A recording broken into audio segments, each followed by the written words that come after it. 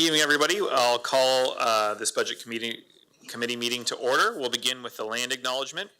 We acknowledge that we are on the lands of the Anishinaabe Nation. This spot where we gather is the traditional land of the Three Fires Confederacy, the Ottawa, Potawatomi, and Ojibwe. We also recognize that this land is now home to the Delaware Nation. This land was settled through the McKee Purchase Treaty of 1790, and we, as beneficiaries of the treaty, must recognize our responsibilities, including our collective responsibilities to the land and water. Any items of pecuniary interest for anyone to declare? Seeing none, we'll move to opening remarks from Gord. Or not. No opening remarks for tonight. So we'll pick up where we left off in the... Sorry, did you want the deputation? Oh, sorry, the deputation. We have one deputation for this evening that was in person but will now be read.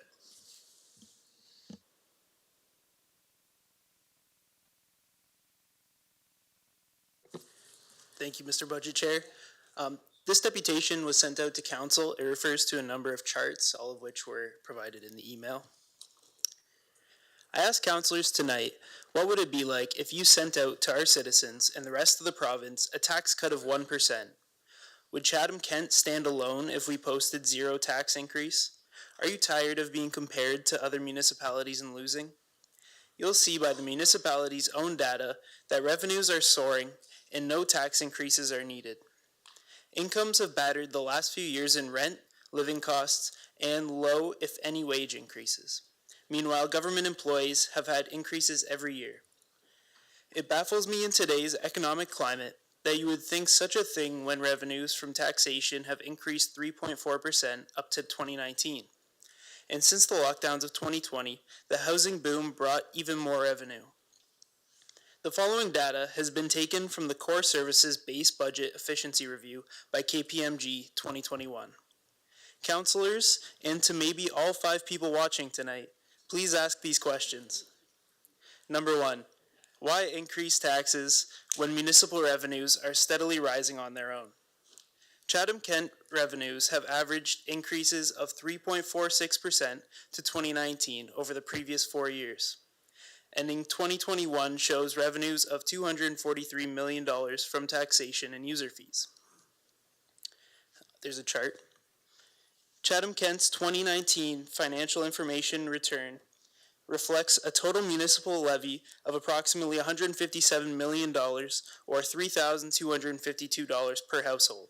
Over the period of 2015 to 2019, the municipality's levy was increased by an average of 3.46% per year. In comparison, the Ontario Consumer Price Index increased on average 1.9% annually since 2009, reflecting the increasing cost of local government services delivered by the municipality to maintain or increase service levels. In 2019, total revenues of $383 million have been surpassed in 2021 by $3 million to $386 million. And what happened to the surpluses shown in yellow below? Please ask the CFO. If we look at the operational expenses, we can see if capital acquisitions are requiring the municipality to incur additional debt or to lower their reserves. In each of the past 5 years, the municipality has reported an annual surplus, demonstrating strong debt and reserve management policies, giving Chatham-Kent additional flexibility when considering large capital expenditures. When I gave a deputation in 2019, a Fraser Institute study showed average government compensation was 17% above the average private sector citizen. The latest study now shows government employees are up to 34% higher, with annual raises, costs of benefits, and defined benefit pensions after retirement. And yet they call for more full-time employees? The historical staffing levels. When viewed over the last 5 years, the staffing levels for full-time employees have increased from 1,245 to 1,380 employees for a total addition of 135 full-time positions. Part-time employees decreased from 765 to 582 positions. Seasonal staff increased from 151 to 197 positions. The ratio of full-time staff to part-time staff has averaged 1.98 to 1, 1.98 full-time staff members for every part-time staff member.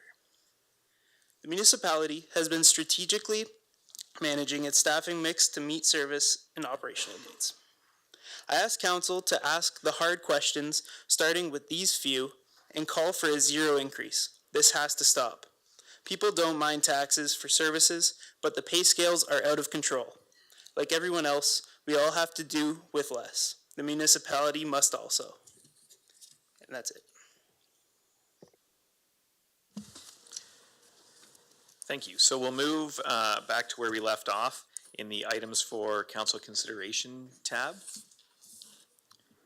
Any motions related to, I believe we were just past item 4 on there.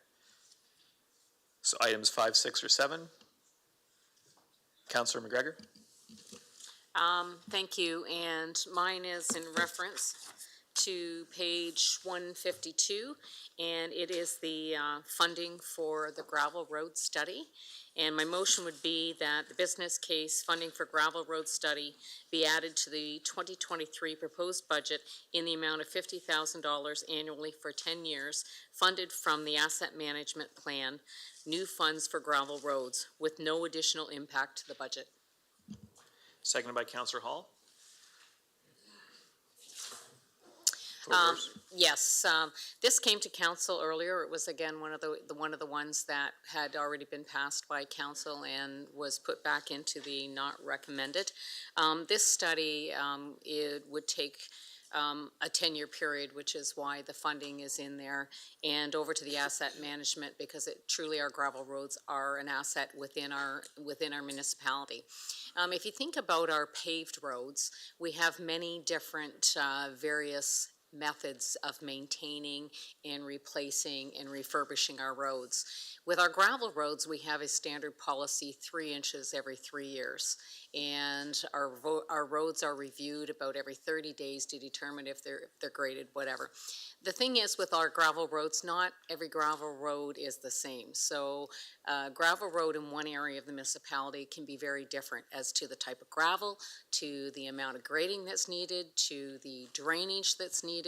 And right now we have the best knowledge in the history that our public works has with dealing with these roads, but we don't have an actual study or an accurate study moving forward. The study would eventually lead to greater efficiencies, and especially going into a multi-year budget, being able to properly fund and even plan for and set contracts when we know we have different areas of our roads that this type of study could provide. So I hope that it is supported by council. It makes great sense to me, and as I said, if it goes under the new gravel under the asset management plan, then it technically there's no effect to the budget at this point in time. Any other questions related to this item? Seeing none, I'll call the question.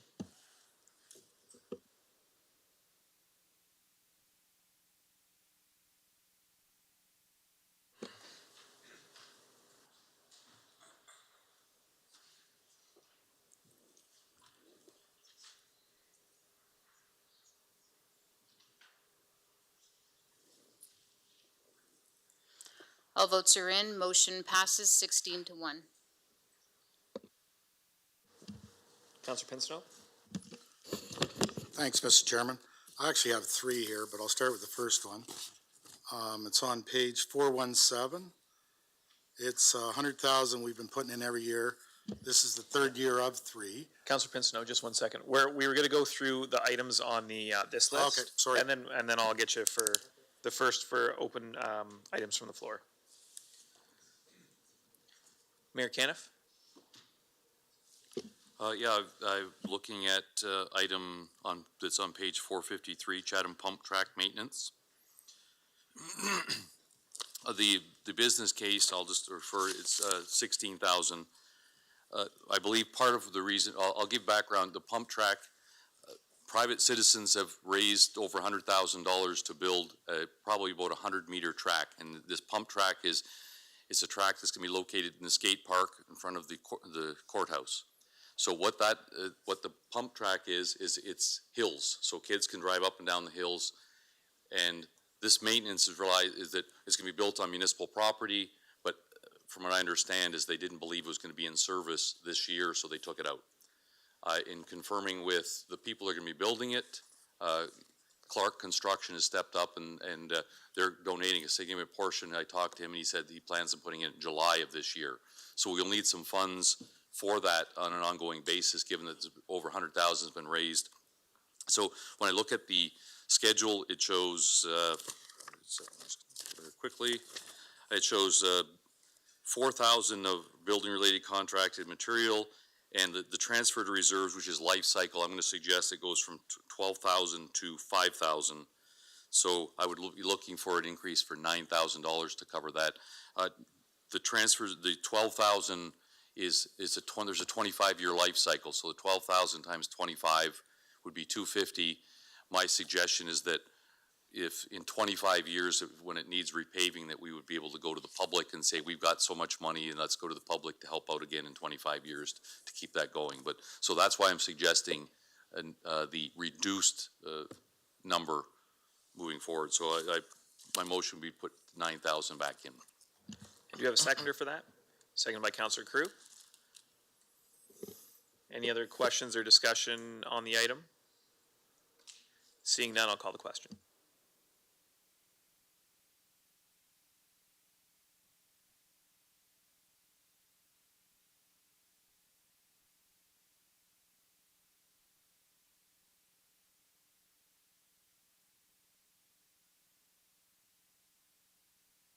We just need a minute to get it into the system.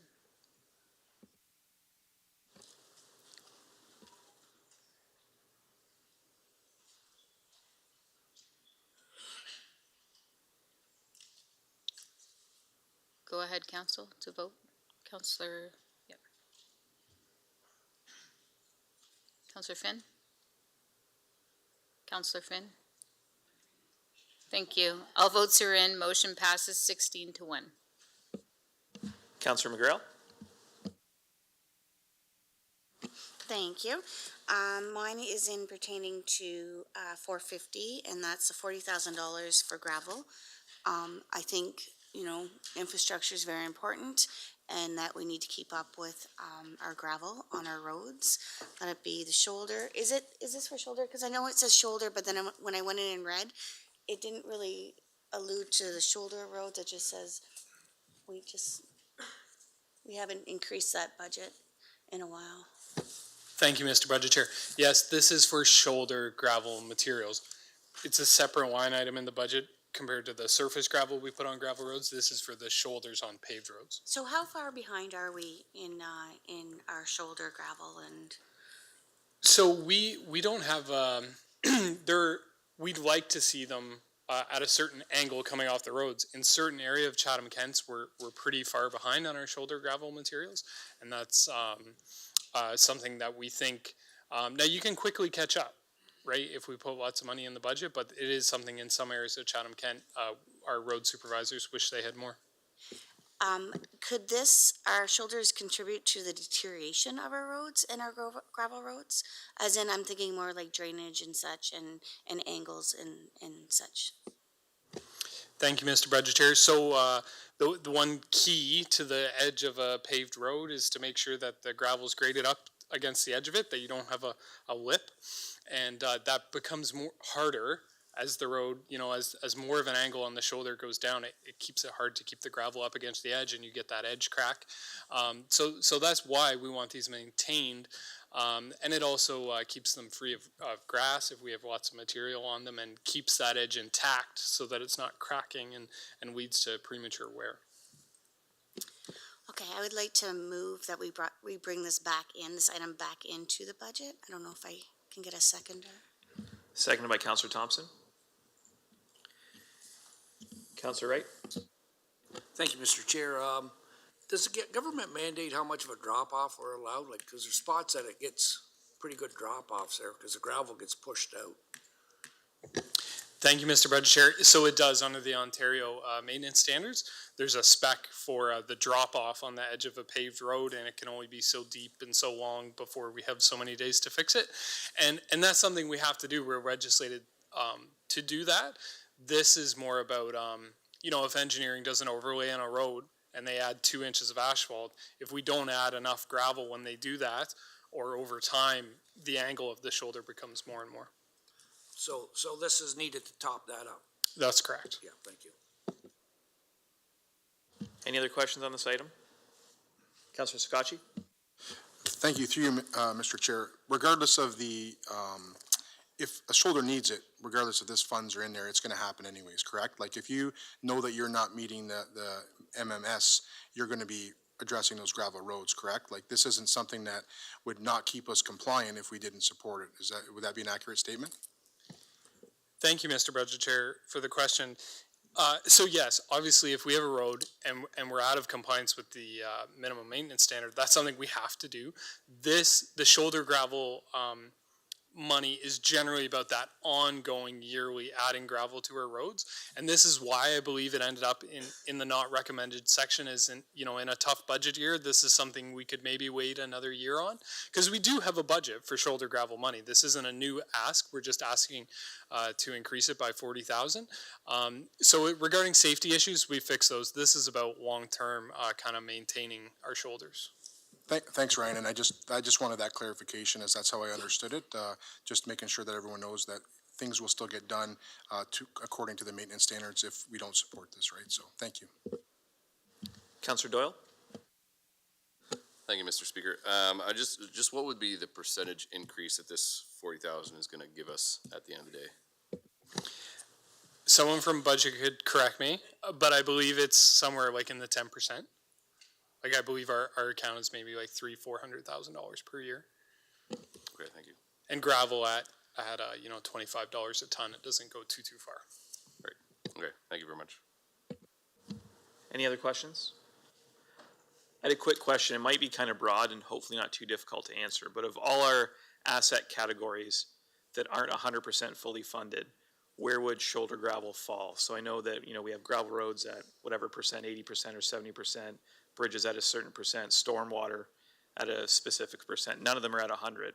Is shoulder gravel the farthest behind? Is it middle of the pack? Is it ahead of the pack? So unless one of my colleagues wants to jump in, I would think it's somewhere in the middle of the pack. We have some other pressing issues with, life cycle funding of bridges and roads. This one is key to long-term maintenance of our our paved road shoulders. However, I believe that's why it ended up on the not recommended list, is that it's not a top priority. Thank you. Seeing no other questions, I'll call the vote.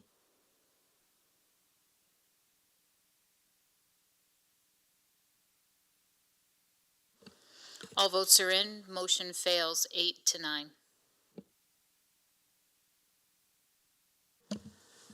Continuing, moving down the list, Councilor Story. Thank you, Mr. Chair. I'd like to bring item 450, page 457 on the digital version, increased operating costs in cemeteries, please. Seconder for that motion, Councilor Allen. Floor is yours, Councilor Story. Thank you. I'd like for us to consider approving this item in the sense that our 6 active cemeteries are just that, especially since the pandemic. Our cemeteries have become almost public parks in a way, where folks have been a lot of time in there, a lot of time there for various walking their dog, enjoying time outside. I think it goes without saying that access to washrooms is part, I believe, in basic infrastructure of any community, and a lack of safe and free washrooms really does limit the ability of a lot of people to navigate and enjoy public spaces. And when it comes to a washroom, you really don't think you need one until you really do. So I would like to put that forward for a vote, please, or support. Thank you. Any questions, comments related to this motion? Councilor Wright. Thank you, Mr. Chair. I have a real problem with these cemeteries because in the rural areas, they're all community run, where these cemeteries here are funded through Chatham-Kent, where Chatham-Kent does not support any of our rural cemeteries. And it's area rated across Chatham-Kent, the whole cemetery fund. But like in Ridgetown, we have Greenwood Cemetery that the community has to pay for. In Highgate, we have Orford. Dewart has Dewart Cemetery. Morpeth has a cemetery where the people in the community pay to keep it going. And here we're putting more money into a cemetery that they're paying for, but they're getting nothing back. Rob? Thank you, Mr. Budget Chair. It's Rob Pollock, Director of Parks, Recreation, and Cemeteries. So, yes, we have 6 active cemeteries, and we have many inactive cemeteries that the municipality operates. And anytime a cemetery is abandoned, the municipality is obligated by the Bereavement Authority of Ontario, the BAO, to take it in. The ones that you're referencing right now, those are privately run, and the municipality does not support them financially right now. But in the situation where they don't have the funds or it's abandoned, it actually goes down to the municipality, and we would take it over, similar to the Shrewsbury example that we brought up earlier last year. But the ones that are active, like in our community, the community's paying through fundraisers to keep them going. We get no assistance for nothing on them. The inactive ones, you are taking them over, but we have a lot of cemetery. I don't know how many's across Chatham-Kent that's privately owned. Do you have any? So yes, there's several private operated ones throughout Chatham-Kent. We don't financially support them at all. We just support the ones that the municipality currently owns and operates. So I'm not sure if it answers your question, but that's the only spots that we give funding for cemeteries. But we had this discussion at the last council, and Ridgetown coming, and they were looking for a $10,000 grant. We wouldn't give it to them. They're at the point now they're probably going to pass it back over to Chatham-Kent to run. It's going to cost us $60,000. So, like, there should be some kind of funding for the private ones to help these out, because we're putting money into these ones, but nothing to the other ones. I see what you're saying. If we did it for Ridgetown, for example, we would have to do that for all the privately run cemeteries, and we'd have to distribute that money throughout. So yes, it might only have been a $10,000 ask for Ridgetown in the previous budget, but if we do that for all the private cemeteries, that's going to increase that number substantially, and that would ultimately affect the budget. So Why isn't the cost of the plots being put up to cover this? Like, so we're not going back to the taxpayers. can you repeat that one more time? The cost of the plots, why isn't it increasing to cover articles like this, so where the taxpayers aren't paying? So our plots are the same cost throughout all our active cemeteries. This cost was actually a supplementary item last year because we had increased use throughout our parks throughout COVID. So when COVID hit, a lot of people came to our cemeteries because you couldn't even go to parks, you couldn't go to facilities, and those people never left. So we saw an increased demand in people using our facilities, cemeteries for walking, running, bringing their dogs. So we had increased garbage use. So this actually would pay for the $34,930 pays for a seasonal person that goes throughout the cemeteries to help out with maintenance. The contracted services pays for the porta-johns, for the washrooms. We had a lot of demand for that.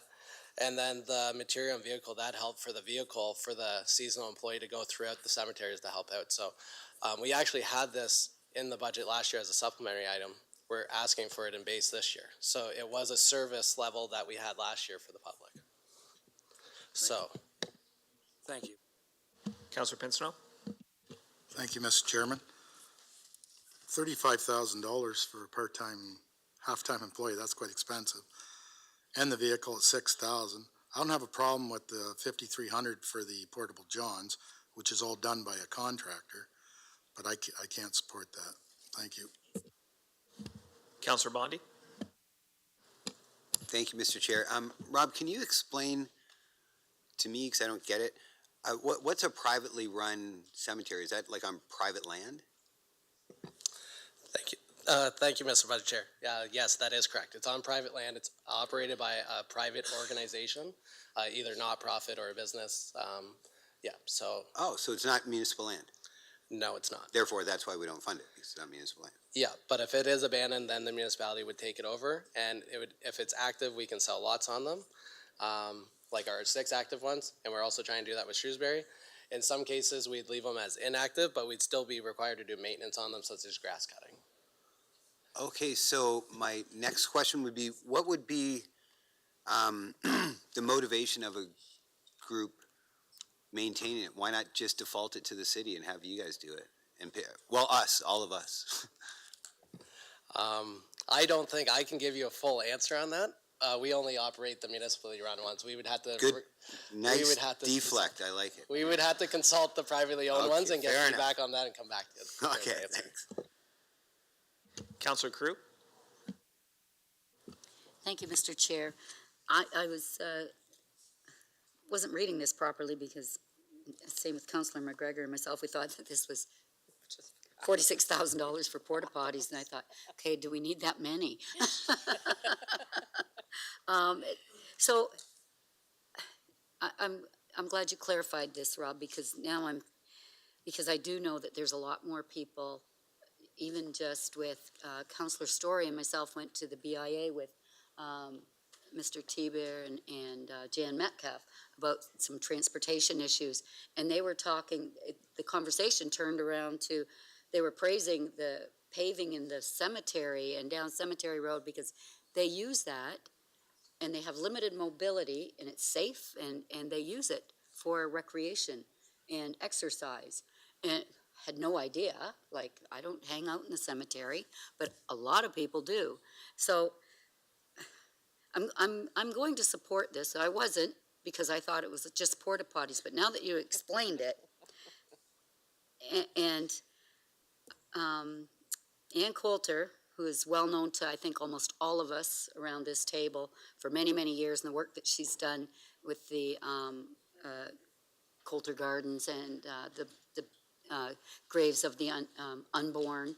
She's done a lot of work, and just like we spoke about with the pump tracks and the community involvement, I think that we need to respect and support our citizens who give their time and have that, I have that respect for her being there and, you know, bringing that knowledge to our circle, because I'm not knowledgeable about cemeteries. I'm not it's not my forte, but I will, not today, but I will support Councillor. I don't even know if she has a seconder yet. So, does she? Good. Okay, so I will support this only because of the way it was explained, and it's not just porta potties. These are amenities we need where we have a lot of people gathering. And people gathering in our cemeteries doing good things push out the negative things. So it's part of that SEPTED principle. So I agree with that. I got one question. Has there been, I get a little whisper in my ear about damage maybe to the porta potties and negative activities. Any of that happening? Thank you, Mr. Budget Chair. There has been some, Okay. but there definitely was more issues before there was an increased use in the cemetery. So we have seen a decline, but every once in a while there has been some problems with the porta potties. All right. Yeah. And so in 2021 and 22, is that when you put the washrooms in? Yeah, we put them in 21 and 22, yeah. Okay. All right. Thank you. Counselor Anderson? Thank you, Budget Chair. I guess my question is, you know, we've seen an increased use of people using the cemeteries, walking through the cemeteries. I mean, is there not a plethora of trails and other rural spaces that are not being maintained properly or that are not that don't have those things in place that people would then, you know, want to venture to a cemetery rather than to a trail? Or what is your prediction of like the influx there? Because we have trails that need to be maintained that are also on the, you know, chopping block here that I'll be bringing up, but like, I feel like it's kind of like a 6 in one and half a dozen in the other, that we have these two separate spaces that we're now accommodating as a gathering place. Thank you, Mr. Budget Chair. So we've seen an increased use in our trails, our parks, and our cemeteries. The one reason that cemeteries got a huge increase was that's when they closed the parks and everything, and they didn't have any options to go, and they only had cemeteries. So when those people went, we watched it for the last 2 years, and they never actually left. The demand is still there, but the demand's there in our trails and our beaches and parks. It's increased substantially. So the other one about trails, no, we've seen an increase in use in our trails as well. So. Thank you. So, would you suggest that, supporting the needs on the cemeteries also leads to the need to support the rest of the needs that you have listed on here that are on the not recommended list? They're definitely, if they were approved through the budget process, we can definitely utilize that because all our areas have seen increased use. So that includes the garbage, increased maintenance by staff. And we set up porta johns not only in cemeteries, but we did in trails, along trails and other places as well. So to meet that demand. Thank you. And last question, could you just give the implications of what would happen if we start to not maintain these areas, trails included? So for cemeteries, we would remove the porta johns. And for this specific one, we wouldn't have that seasonal employee to help out at the various cemeteries that we maintain. So we'd lose that. For the other areas such as trails, we wouldn't be able to maintain them. We would be reaching out to volunteer groups to help us out. We wouldn't have the employees to do that. We did have it as a supplementary item last year, and that did maintain it. The other option we might do is we could take it out of life cycle to pay for some of that, because if we don't maintain the trail, we actually put in the same or more money maintaining those trails. And then in regards to parks, most of the ones for parks is related to garbage pickup and disposal. So in Chatham area, it's mostly contracted fees, but in the rural areas, that's where we get into employee time to go out to all these different areas to collect it and bring it back in. So we would definitely have a challenge looking at our operating budgets to meet that garbage pickup and disposal if we didn't. Thank you. Councillor Sakachi? Thank you, Mr. Chair. I guess, Rob, and all council, is where I'm struggling the most in all this is during the last few years of COVID, I know Councillor Thompson and myself, we met with a lot of groups. We've talked about the trails. I brought a motion forward to increase the services to trails and the upkeep, as well as addressing the garbage aspects. Talked to Mr. Bray and Opal Council about, improving our washrooms and all that. The challenge becomes is we're now talking about probably 8 items on here that we're going to increase the budget on, and I support all these. I guess my only thought is if council as a whole supports the cemeteries, which I understand why any of my colleagues would, I don't see that any different than supporting the operational costs at the parks, which is equally as important.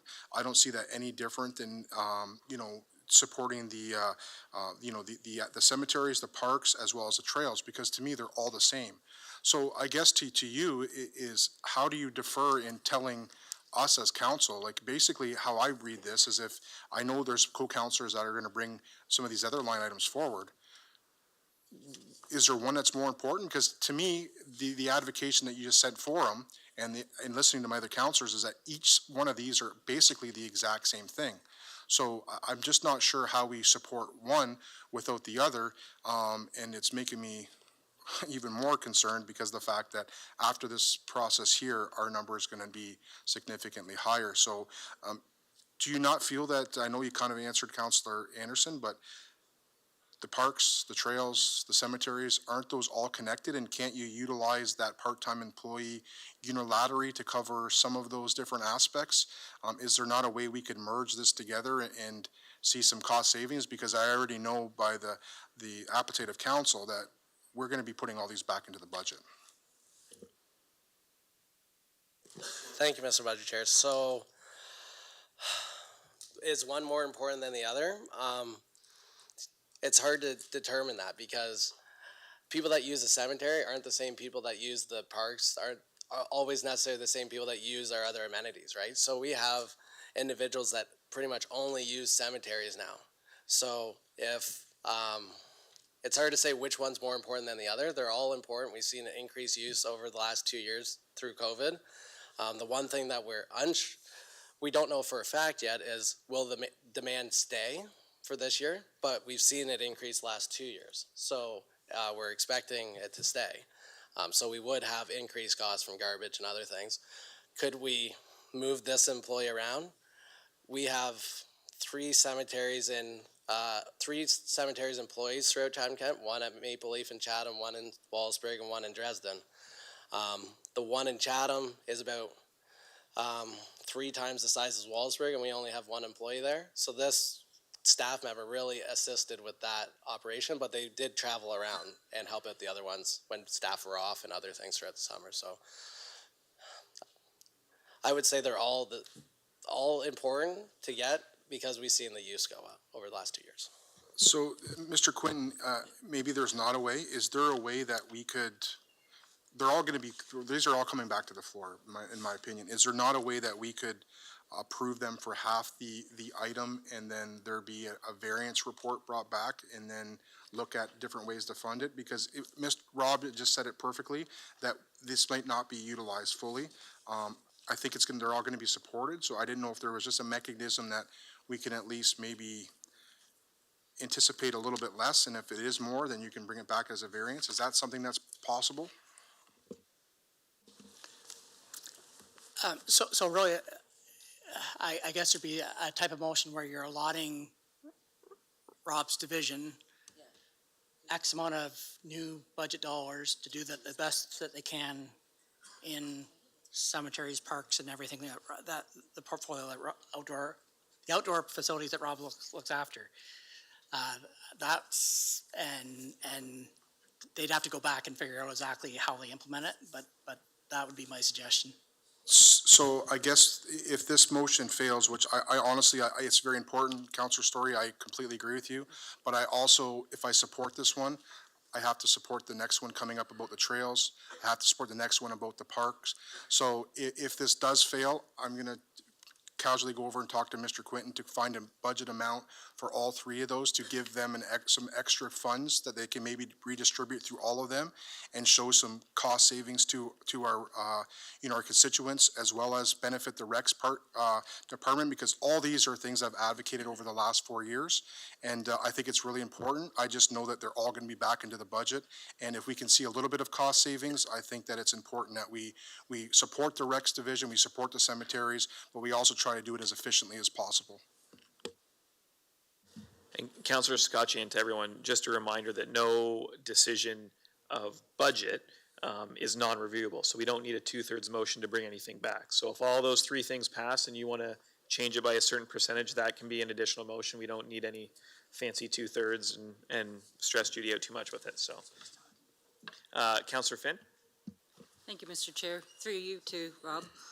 I understand the need for washrooms in parks all too well. And washrooms weren't there during or prior to COVID.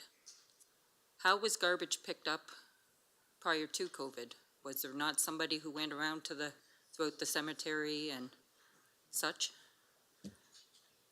Thank you, Mr. Budget Chair. So each category is a little bit different. So the cemeteries doesn't have too much extra garbage.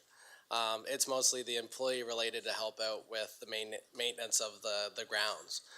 When we get to parks, we did have people going out in Chatham. A lot of it's contracted, or it's close enough that staff can get there quick. In the rural areas, it takes them longer to get there, so we have more staff time to go there. So we did have staff going there, but we had to go more often and collect that garbage more often. That's the main difference. So we did have people going there and collecting it, but now we're going more often and collecting it more often. That's where the increased price comes from. Can you give me an idea of prior to and now, how many times? It varies in every area. So like, Okay, I'll give one example. Like Blenheim, they have EREO to cover too. EREO has seen a huge demand increase over COVID. So before they used to go out twice a week, now they're going out four times a week. So in some areas it's double, sometimes it's more one time a week, but during high demand times throughout the summer, it's around double of what it was before. Okay, but this is just for the cemeteries, This one's for the cemeteries, yeah. and it's 5,300 for just the porta-john, that our employees wouldn't have anything to do with. It would just, am I correct on that? Yeah, so that pays for 6 porta-johns, one at each of our active cemeteries. And that's for the regular maintenance and cleaning? Yep, the contractor pays for they bring it in. If we have a problem with it, they'll come in and fix it, they'll clean it, dispose of it, everything. Yeah. Okay. As much as, I do support the porta-johns, but I can't support the extra person, sorry on that. Councillor Doyle? Thank you, Mr. Speaker. Are we allowed to break that up and say we support the porta-johns but not the employee? You could ask for a friendly amendment, or you could make an amendment that would then need to be seconded and voted on before we voted on the main motion. Those are the two options. Okay. Mr. Chair, we could just separate the lines and vote separately on them too. Easier idea, maybe? Yeah. Is that the request? Yeah, could I request that we separate those and vote on them separately? And the employee related and the contract services for the porta-johns? And then with the material, vehicle, and equipment related, is that attached to the employee? So could we separate them three together, or would you have to put the employee and material related together? Yeah, I don't think Mr. Pollack heard the question, but I would expect that the employee related and the material are related, because if we don't have any employees and we don't need vehicles, the contracted services is separate, it's contracted services, so if you want to separate them, you can separate the middle one from the other two, but I don't think you can separate it into three. Would you agree, Mr. Pollack? Yeah, that's correct. Okay, yeah. Okay, so we'll separate the contracted services from the other items. Any other comments before we go back to Councillor Story? Seeing none, Councillor Story? Thank you, Mr. Speaker. I completely appreciate all of the comments from the table, and I'm learning even more about our operations in that context. Can I, to Councillor Sakachi's motion or suggestion, can I amend my motion to add those items in? To basically whatever Councillor Sakachi just said, can I do that in my motion, for lack of a better term? Like is it 455, 457, 459, 461? I'll go to Judy for some advice on that. I would recommend that we take the motion that's on the floor and vote on it, and if it fails, we can move on to the second one, or Councillor Story can just withdraw her original one and put a new motion on the floor. Okay, I will withdraw it. Okay, so that motion's withdrawn, so there's nothing on the floor right now. Councillor Sakachi.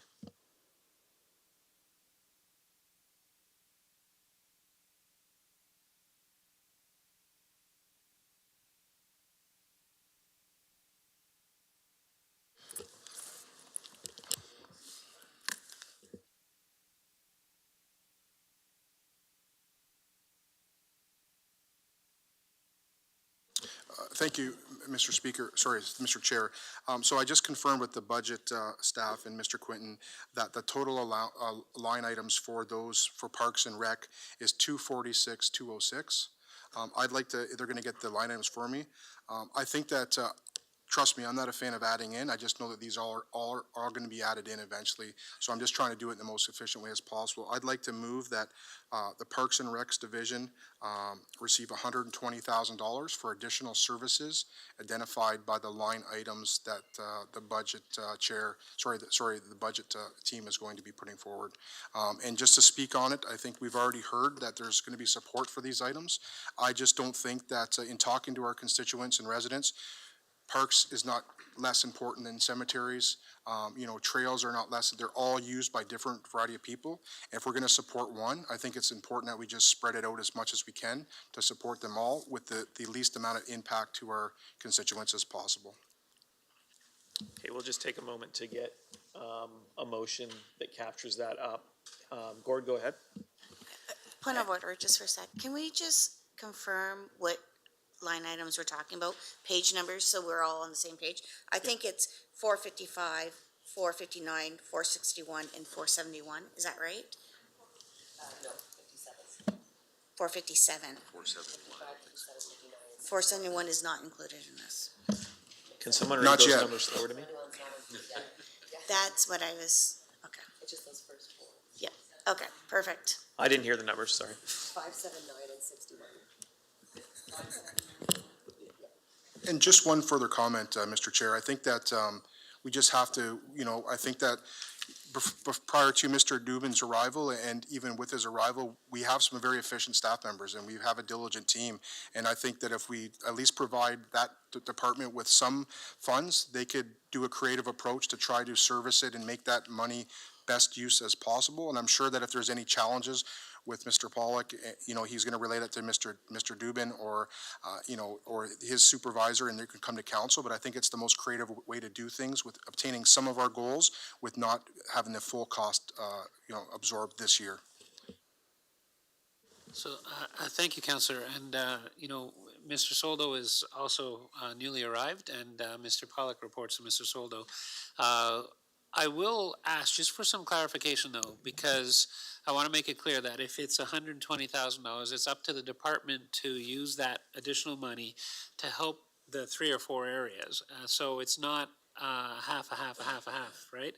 So it's up to the department to do the best they can. And I will assure council and the public that we certainly do that. We don't, we wouldn't send, 2 different vehicles from Chatham in parks, one to a cemetery and one to a nearby park. We try to consolidate as much as we can, and I know that Mr. Soldo will continue to make sure that that happens. So I want to be just clear for the mover that the intent here is that the money is given to the Parks and Rec Department to do what they need to do in each of these areas, and it's not a 50% split across the board. Correct, yeah. I don't want to meddle by any means in operational matters.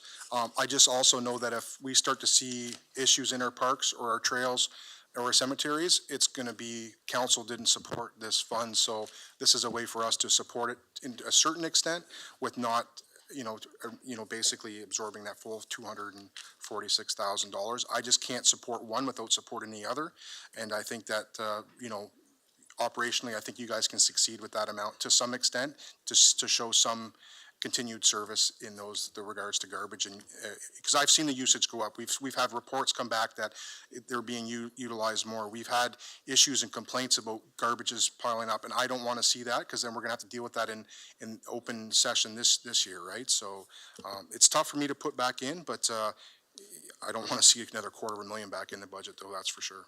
I don't think we had a seconder for that motion yet. Councillor McGregor, were you seconding? Oh, Councillor Anderson seconded. Councillor McGregor, you have the next comment? Yeah, I have just a question into that.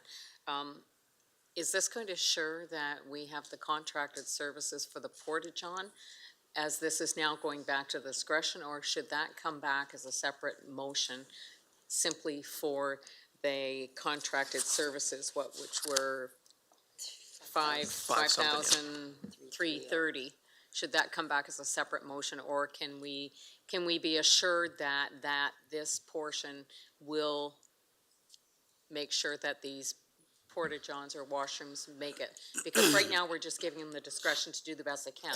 I just want to make sure that the porta-johns are back on the table for the cemeteries. Well, and that's sort of why I asked that. I mean, if you're going to leave it to the department to spend the money the best way they can, yeah. Then they will, and I think that's going to be a decision that they have to make sort of on the fly. So should this just be a separate motion then? Yeah, that's what I was going to get at. If it's council's done, desire to ensure that at the very least porta-johns are in each of the parks and that we used $120,000 for that, so be it. Or do the 120 and then say and then I'll come an back additional, with that. whatever it was. Okay. Sorry, I lost the amount. So, 5330 for cemetery porta-johns. That's up to council, but the mover has to accept that, not me. Well, it either If gets there's included with his, asking or I'll for a bring friendly it back. amendment, I'm okay with number 2 saying that 5330 to report, I'm okay with that. It's just so we That can is, do it that is one. it included in Yeah, this I portion? can, yeah. That's fine, yeah, I just wanna make sure that Absolutely, happens. for Yep. sure. If that's a, Okay. if she want, Councilor McGregor wants to make that amendment, I'm happy to make that friendly, for sure. Okay, thank you. Yeah, so just for clarity, that would mean that of the $120,000, the 5,041, whatever else, would be included in that amount. So wording will get into there, but we'll continue the discussion until we get that. We've got a few speakers on the list. Councilor Anderson? Thank you, Mr. Chair. You know, talking about this and seeing this number and knowing that we're going, like, this budget is at a high percentage and we're not decreasing it at this point. I think the reason for this, and I hope that the public can understand, council can understand that, if we're gonna provide and promote, a healthy, active lifestyle, we also need to support and maintain them properly in a way that something that we can be really proud of. And I think that having garbage in cemeteries and trails not maintained is not the cut to make at this point. I think it would just decrease the amount of people that start to use them, and then it's just a downhill from there. I think it helps promote really healthy lifestyle that people are getting out and about. So I'm happy with this being a compromise that we're hopefully going to move forward with. Thanks. Councilor McGurl? Thank you. So let's go back to the Porta Johns. I looked in all four of those requests and they all have contracted services. So tell me that contracted services in each of them are all Porta John requests? There's, and I read it. There is Porta John requests in all four of those asks. So I don't think we can put 53, 30 or what have you for just the cemeteries, whereas we're asking for Porta Johns in all those requests. So that was the only thing. I don't know how many Porta Johns you need, and I mean, one of those contracted services was 60, like a hefty price, and I'm just not sure what contracted services are. Gordon? Yeah, so we're tolling up what the contracted services are in each of them to adjust the motion, but that's basically saying that's directing them to put as requested the amount of Porta Johns and stuff that was requested. It's not for shaving it down to a smaller amount or less times or anything. You're taking it out of Rob's discretion and you're saying, put this contracted services as presented in here as part of the 120 for all of them together, or do you want him to have the discretion to just, like, I get what you want Porta Johns. But I don't, like, in one of them here, contracted services is a hefty amount, and I guess I don't know what contract, like, what is involved with that 63,000 or something with that, or 67,000. I don't know what's involved in that 67,000. Rob? Thank you, Mr. Budget Chair. So there's two things. So the Chatham one's different than the rural ones. A lot of our garbage disposal is contracted out. So a contractor comes and picks it up. But there is also Porta Johns in there. So within that 67, there's the two categories. The majority is garbage disposal.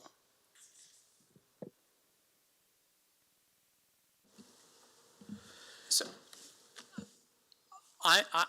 this is my opinion, but that Rob's getting the message of what council wants and just perhaps the best way, we were just discussing about how much staffing this might require to, like he asked for several FTE parts in each one of these, that perhaps the best thing, Rob likes writing reports to council, but perhaps he should come back with a report to council detailing to a regular council night what it's going to be spent on, and if there is any FTE impacts, whether that's summer students, whatever it is, and that the plan, that a plan be presented to council at a regular council meeting at a later date, rather than being hung up on the details now.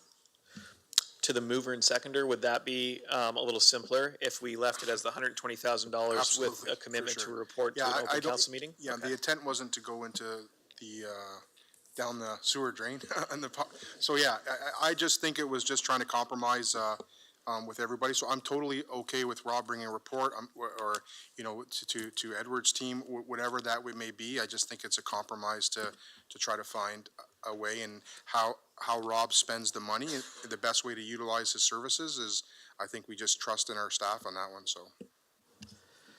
So my suggestion would be the last line be removed and replaced with, and a report to an open session of council come forward.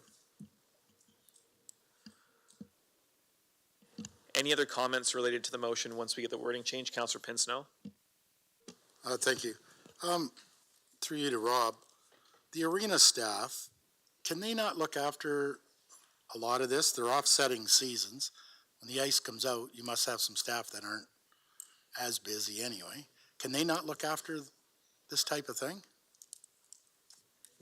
Thank you, Mr. Budget Chair. So, yes, that is one of their jobs to do, but we've seen increased demand. So we have people going out more often on weekends, sometimes bringing in part-time staff, but a lot of our staff go off too. So before we needed to bring them in sometimes to do garbage disposal. Now we've seen that increased demand. So we're bringing in the part-time staff more. So that's where those costs are coming from.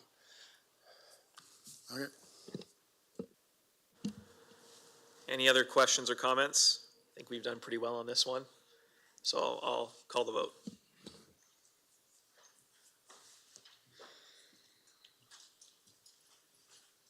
All votes are in. Motion passes 15-2. Any other items on this list?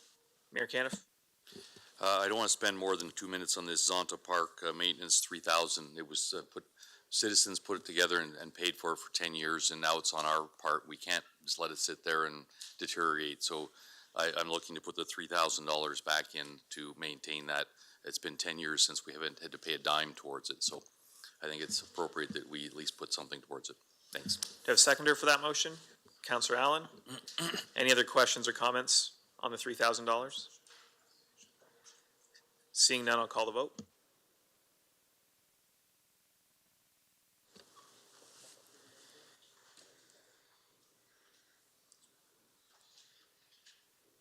All votes are in. Motion passes 14-3.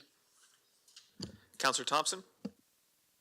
Thank you very much. I would move that the business case family physician recruitment and retention funding be added as a one-time expense in 2023 and funded from Strategic Development Reserve 17-266 from funding for future community needs. Do you have a seconder for that motion? Councillor Crew? Councillor Thompson, the floor is yours. Thank you very much. I think we've heard from our residents, and we know from personal experience, and also we heard from the CKHA in regards to how important this line item is. At the same time, this won't have an impact to the taxation this year, and I think I would leave it at that. Any other questions, comments on this motion? Seeing none, I'll call the vote.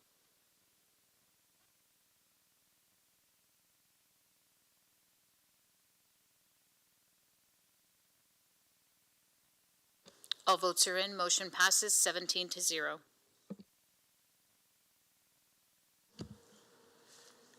Any other items on this page of interest? Councillor Sakachi? Thank you, Mr. Chair.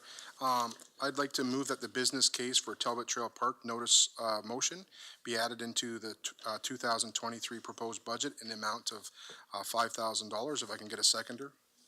Seconded by Councillor Thompson. Floor is yours, Councillor Sakachi.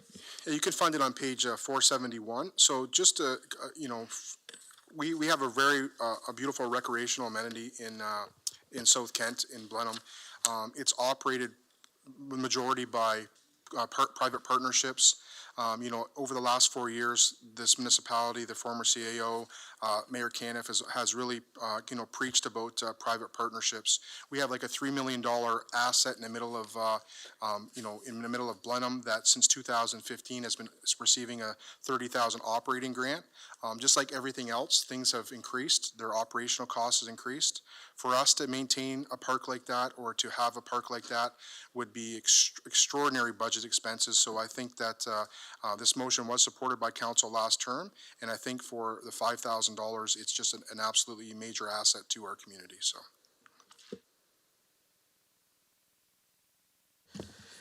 Seeing no other questions or comments on this item, I'll call the vote.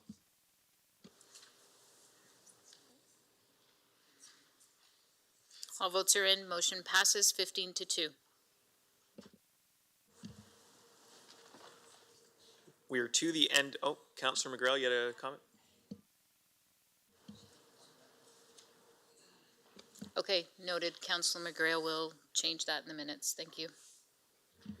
So we have no other items on this page. So moving on, we'll bring forward the motion from closed session from last evening.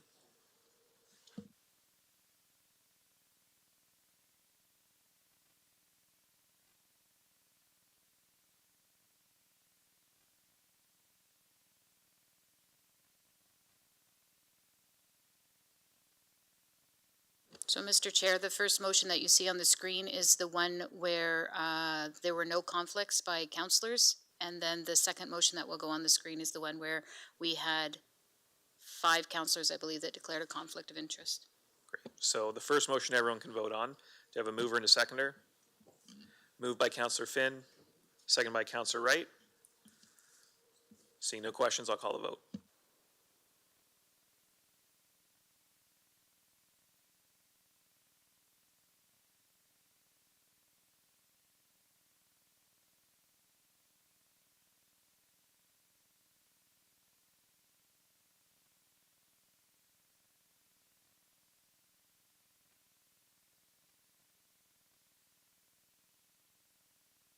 All votes are in, motion passes 16-1.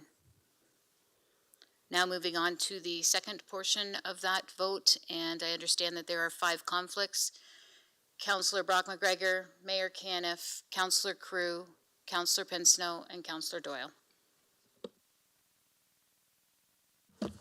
Is there any questions for this motion that's before us? Seeing none, do I have a mover? Councillor Finn, seconded by Councillor C. McGregor. No other questions? All right, we'll call the vote.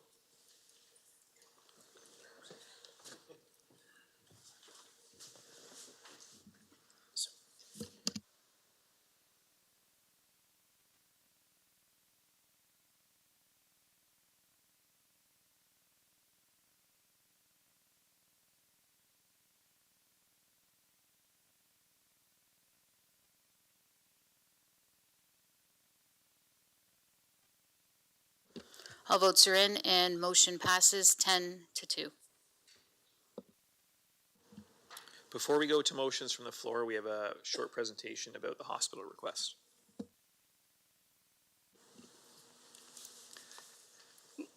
Thanks, everyone. I'll just wait a second as the presentation's brought up. So I just wanted to talk about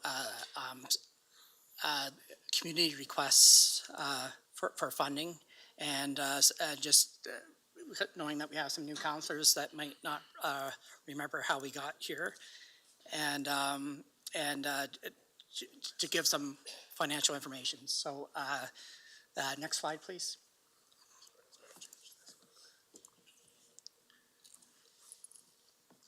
So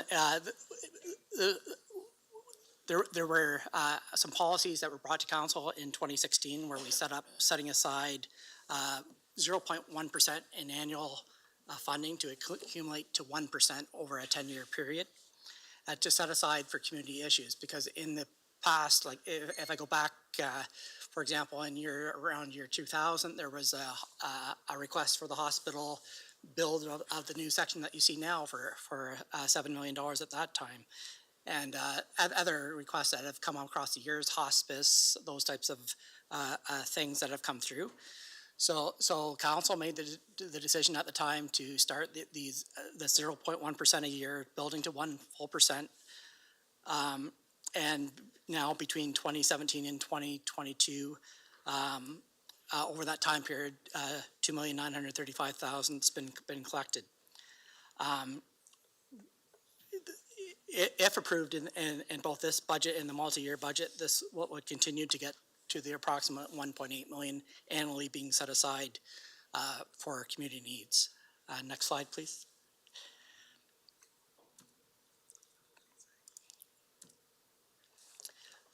So, last term council, there were two items that were funded from this fund.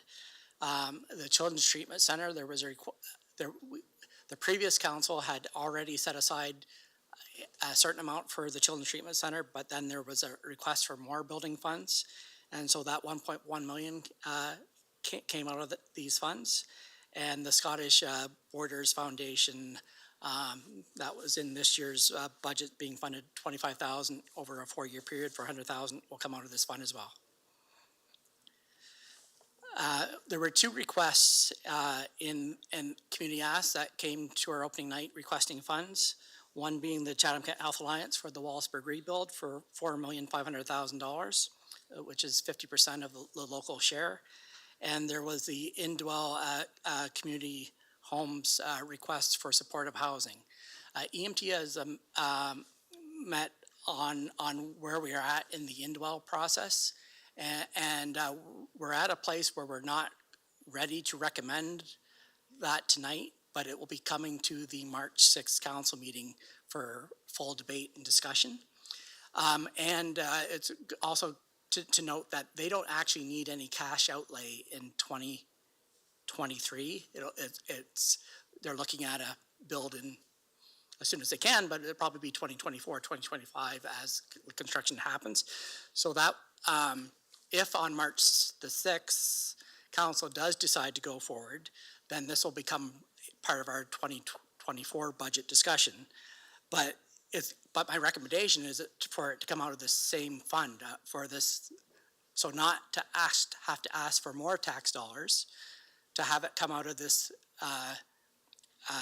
budget amount that's here. The only need is for us to follow through and in this year's budget's the year 6 commitment, and in the multi-year budget will be the 7, 8, 9, 10 commitments of getting it to that full 1.8 million a year. And last slide.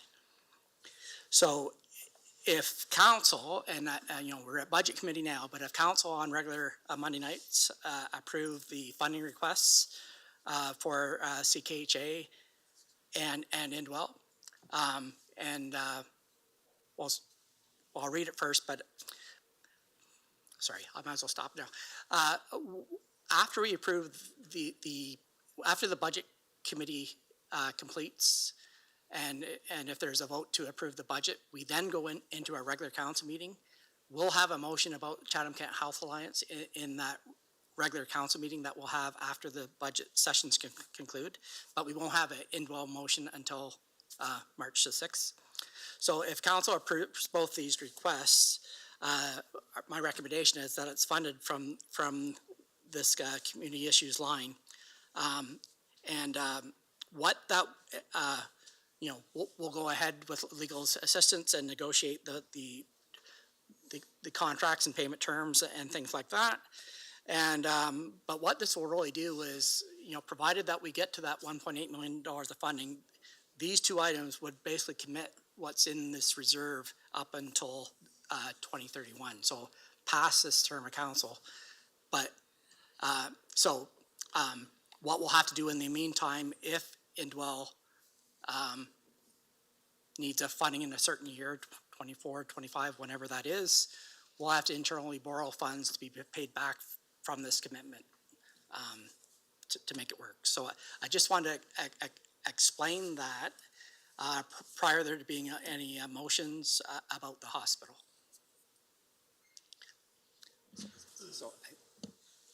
So I will entertain a motion on the hospital.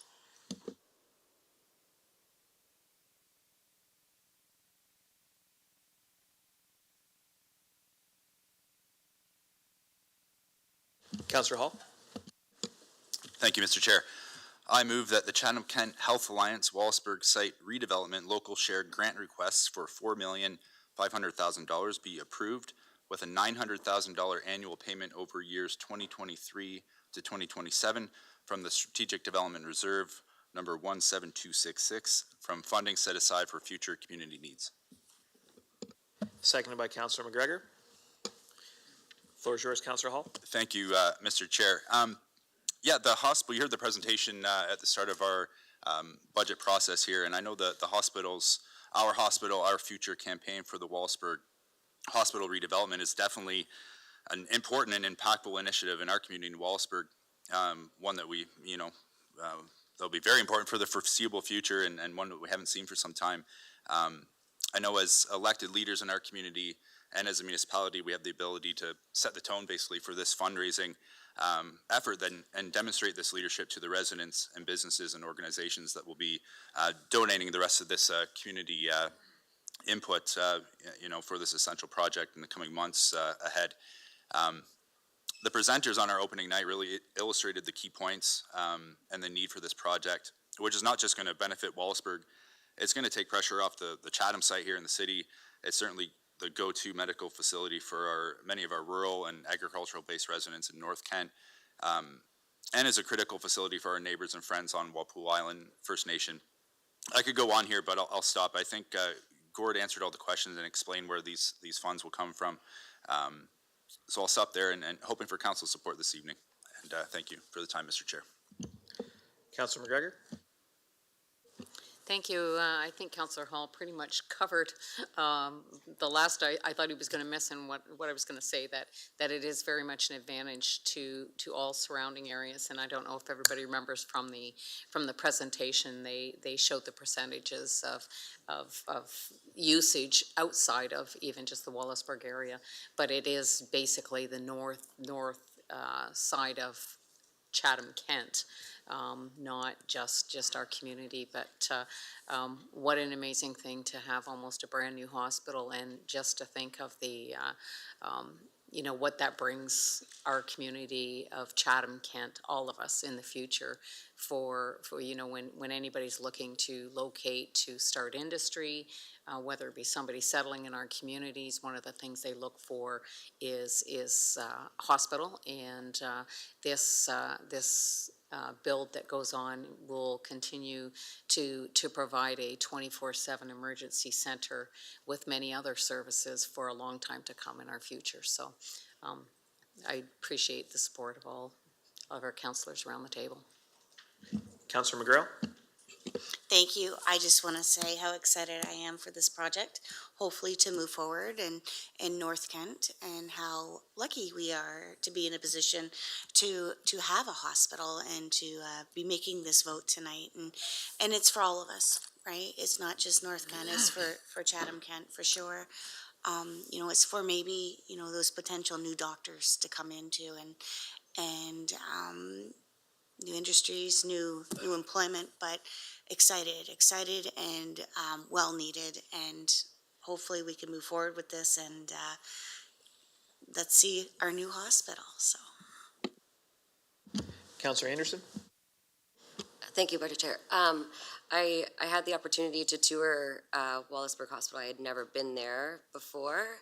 And I got to see, the site of exactly what they plan to do and exactly how it's going to look. And, even probably more impactful was to see how they're actually functioning at this moment. And I can 100% support the need to better their services, to better their facility, and to expand what they're able to offer to Wallaceburg and all of the surrounding areas. And I'm very happy to see this come forward. I'm happy to see that, we're able to support healthcare in this way. And I'm excited to see this come to fruition for sure. Mayor Caniff? Thank you, Mr. Chair. I want to start off by commending Gord Quinton and his team. Back in 2016, when we implemented this is exactly what we put it in for.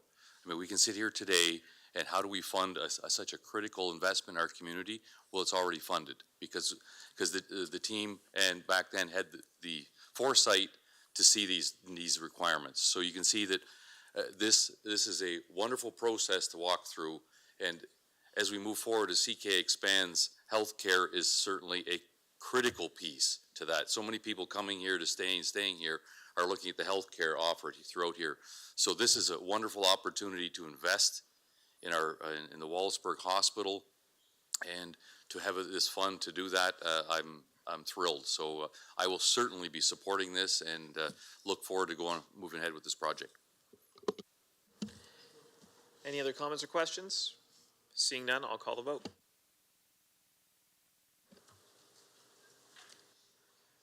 All votes are in, motion passes 17-0. So now we'll move to motions from the floor. Councillor Pinsno, you're first on the list. I have three here, Mr. Chairman. First one is page 417. It is $100,000. It's year 3 of 3. And what I'm suggesting is we just don't do anything this year, nothing that's coming back to haunt us next year, but just carry on with that next year. Bring it back to next year's budget. So there's no carryover from this year to next year. We're just going to take a vacation on this one, and it's $100,000. I move that we remove that from the budget. Seconded by Councillor Finn. We'll get it up on the board. It was page 417 or 419 if you're following. Pardon me? 417, yeah. Or 419 if you're on the computer. Councillor Scotchy? Thank you, Mr. Chair. I just had a question is this, Gord, are you able to answer questions on this one, or Bruce? Bruce, okay, Bruce. I just know that we've done some service studies. I know Chatham Southwest has indicated there is nearing completion, but the big one that I wanted to ask about was Wheatley. So I know we have done a service study for Wheatley, and I know how important that study is going to be with the events that's happened in Wheatley recently. And I just need to understand if this has supported the potential impact it's going to have on that community in particular because of the challenges it's going through. So if you could just speak on this money not being there, what it would do to that study, or the challenge that we would face if we didn't support it, I'd like to just understand that a little bit more beneficially.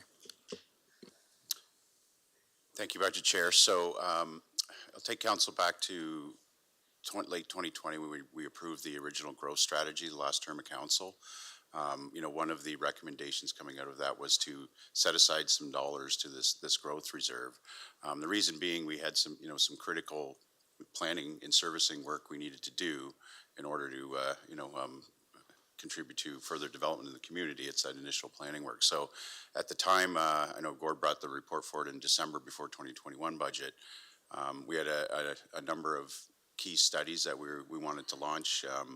You mentioned one was Wheatley, the Wheatley South Secondary Plan, the whole Southwest Chatham quadrant servicing strategy, Wallsburg Southside downtown study, and it was also earmarked to start our overall new official plan this year. That was one piece of the funding source. Other portions of those studies would be funded through the development charges, which council approved back in August, and then the other portion of that was to be funded actually through the PUC's development charges. So I think the challenge, and I'm going to look back to Gord here, is if we don't have a funding source, all these studies are, some are nearing completion, some are partway through, and others are about to start. So unless we're going to have a funding source through this reserve, I think we need to find another funding source or reserve to fund these through. Gord, I'll turn it back to you. Otherwise, we got a bit of a challenge there. Yeah. Yeah, I guess all I can add to that is that this was the plan that council approved to spread the pain of the 300,000 over a 3-year period, but we've gone ahead. The official plan, I guess, is the last one that's just starting now, but what I get the motion is to put it back into base, to bring the ask again next year. So what we're really missing out is 1 year of $100,000. If that caused, I don't think we can say on the fly whether that has an impact or not, but if it did cause a delay in any of these studies actually happening, we would have to pull from a reserve or come back to council saying this needs to be done. Let's say this fall something needed to be done and we need to pull money from reserve. But I get that you're not saying to cut it completely. You're saying just to defer it 1 year. So it's on the fly here. I can't say that there's going to be impact for sure. That maybe bills don't come in until 2024. Some of these bills as well. So, but we've been working on the plan, Bruce's team's been working on the plan of having these funds in place. I'll just, maybe it's a good time for me to make one other comment on deferring till next year. In general, for whatever items that may come up over the next, rest of tonight. I'm not sure that, I have nothing in my crystal ball that tells me that next year is gonna be a better year. Just a general statement. So while I have the floor, last question, Mr. Quinn, is it possible though I guess, because I understand where Councilor Pinson is coming from, is it possible to spread these out? So can we allocate that money now over, I know we've already did over 3 years, and it's probably something that one of us did to do that, but I'd like to see it there and then know that if you need it, it's coming from somewhere. Is that something that you would support if, or is it just a solid no?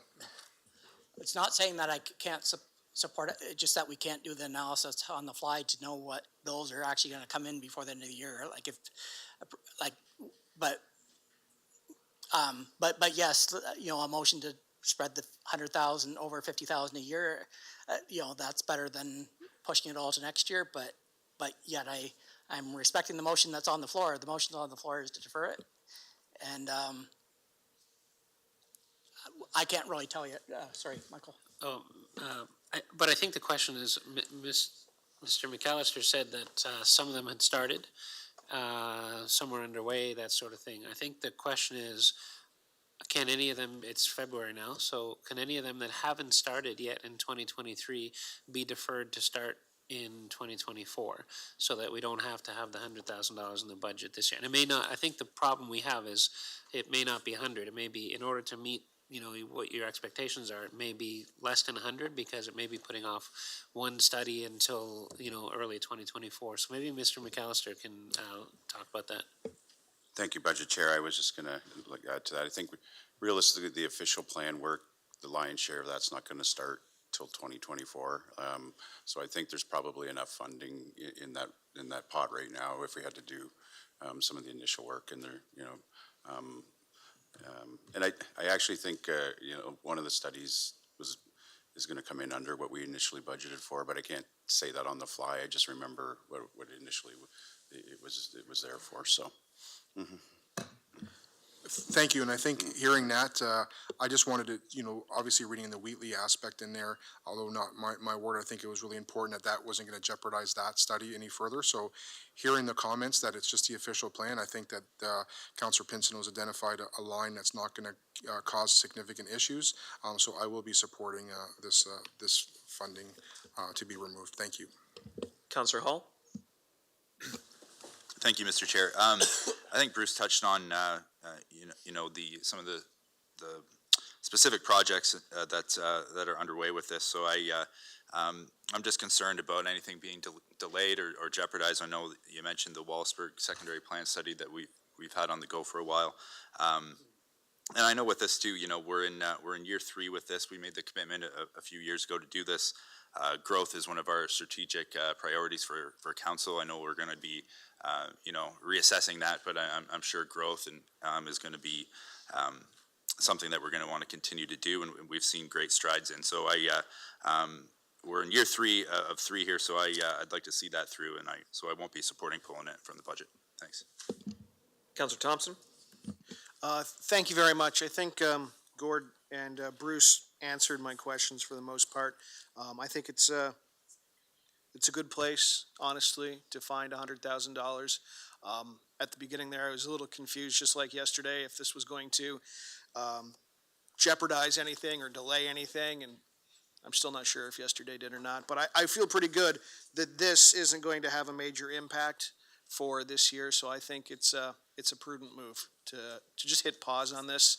There's still $200,000 that's going to go into it, and hopefully we can pick that up next year. Councillor Anderson? Thank you, Mr. Chair. Can you, just clarify, so this money was put in place for studies? Yes, thank you, Budget Chair. This money was set aside to do key growth-related studies, to the ones I mentioned off the top, essentially there. So,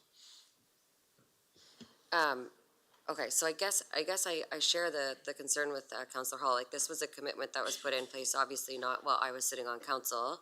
But I can obviously see a bit of concern with it delaying any of those projects. And I just want you to confirm that it won't delay moving forward. Thank you. Most of the studies are actually getting near completion, the ones I mentioned. It's more the next round, so I think we're in pretty good shape in terms of the existing funding that's available. And as I mentioned, it was to be funded through other means as well, like through a combination of development charges, which a portion can go to provide studies, so.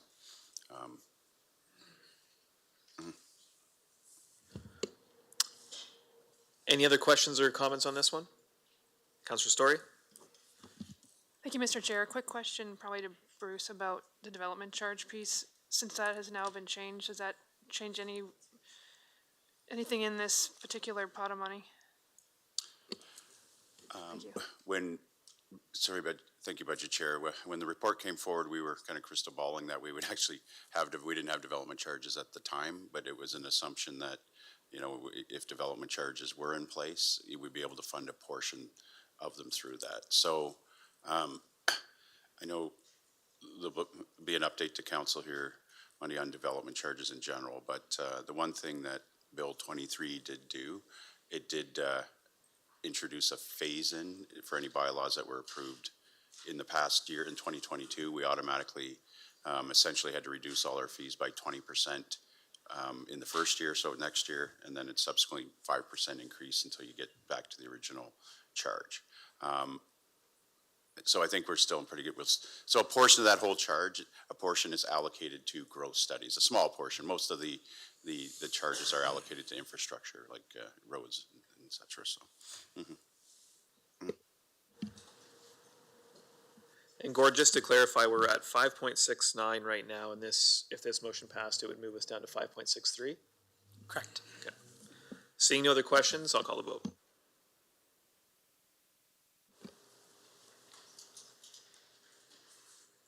All votes are in. Motion passes 12-5. Councillor Pinson, you said you have another motion there? Thank you, Mr. Chairman. On page 421, I want to do the exact same thing. I move that we remove that 175,800 and just take a vacation for a year. Do I have a seconder for that? Councillor Bondi? Floor is yours, Councillor Pinson. I don't think a year is going to make any difference on this one either. It's only 175,000, but we're definitely going the wrong way on this budget earlier today, and we got to find cuts. I don't see this one here is going to make a difference one way or another. We're just delaying a year, and I think this is a great spot to grab another 175,000. Any other questions or comments related to this item? Gord, could you explain what this item is? Yeah, so again, back in 2016, at the same time that previous point one, we also was determined to add this to put in place for future building issues, or for building new buildings.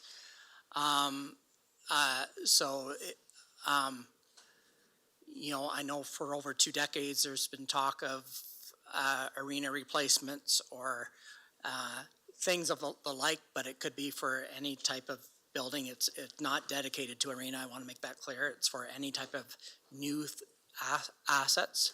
Our life cycle plan, that's only 50% funded, but our life cycle plans for maintaining and roof replacements on our existing assets and things like HVAC repairs and all that stuff.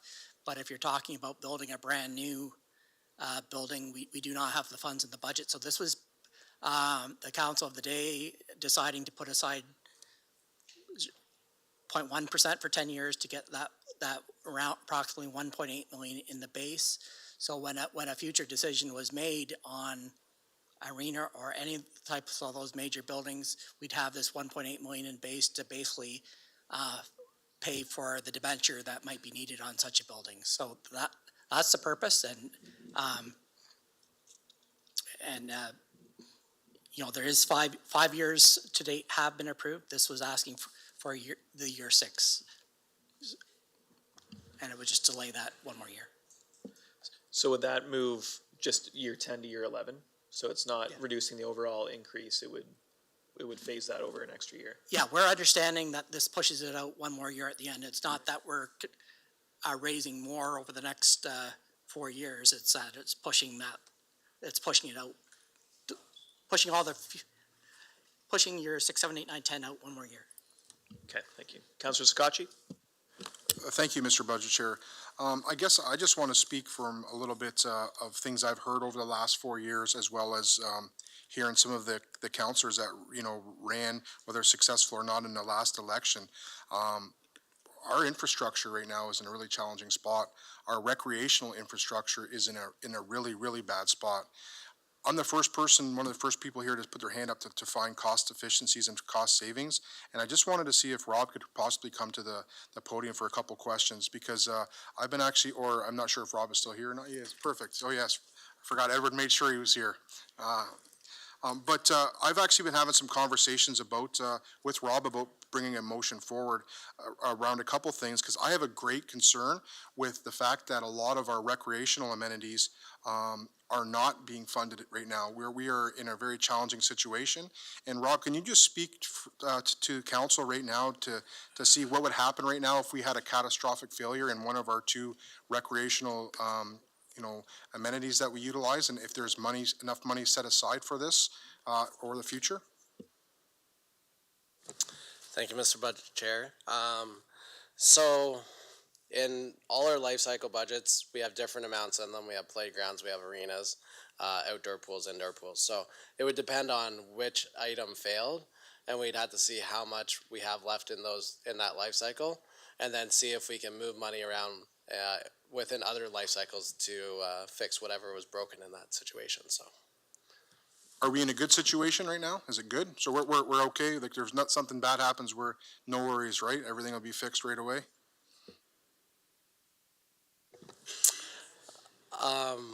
As I think it's been discussed, is a lot of our life cycles aren't fully funded, and our recreational assets are around 50% funded. So it's not fully funded in a case that we have a huge failure. And I'm happy to support cuts, but I think that we're seeing an issue that's coming soon to the Blenheim Arena, that a big failure that potentially may be addressed before, because you're preventative.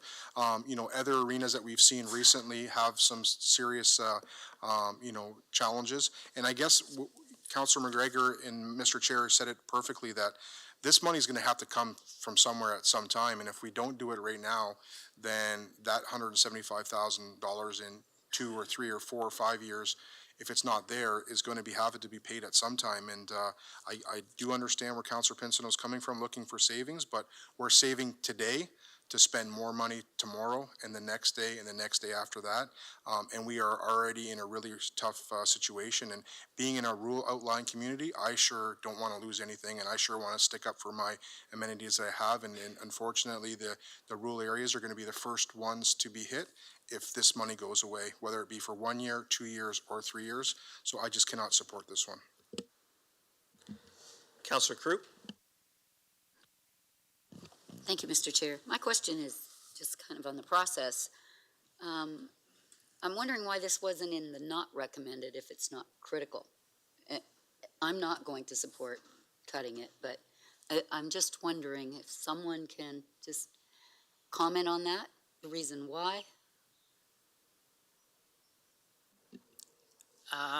Just a general comment in that council had approved this to be, in 2016, approved this plan and directed us to put it in subsequent budgets.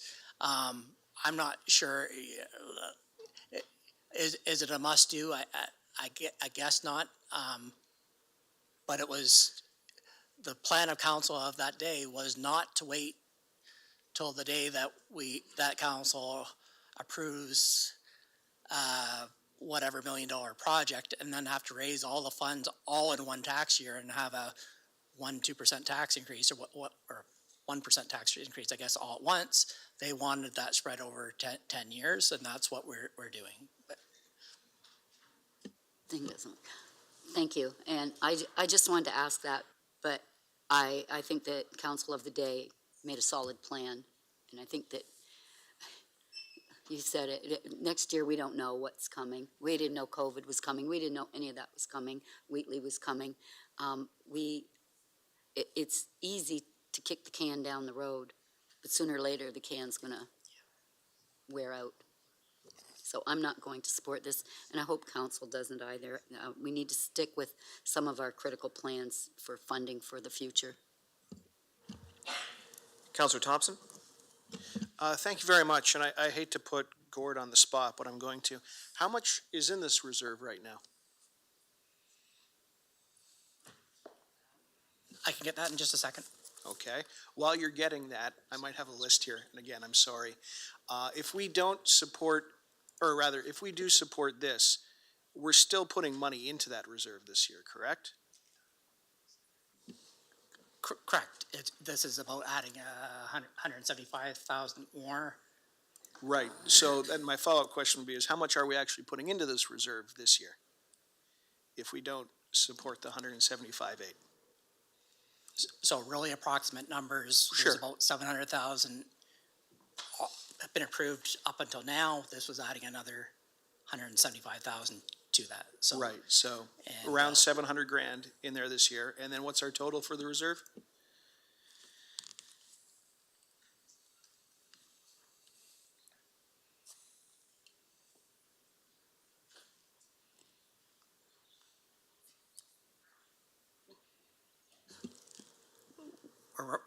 We're working on it. That's fine. Okay, so, well, maybe I'll try and fill some airtime here then. This isn't a life cycle, like, reserve, right? If we had a failure somewhere, this money doesn't pay for that. No, it is not. This is specifically for new builds, and to be clear, it wasn't specified at the time what type of building needs to be built, whether it's a community hub, whether it's arena, whatever it may be down the road. It was to start putting aside money, knowing that we needed some major new builds coming. Right. As our, we've been showing you in the age of our assets in general is getting older and older and older. Everybody knows that. There's been nothing really built new recently, and so this is just in general all our building assets. Okay. Or buildings and facility assets, whatever needs to be replaced down the road. Okay. And this also increases as our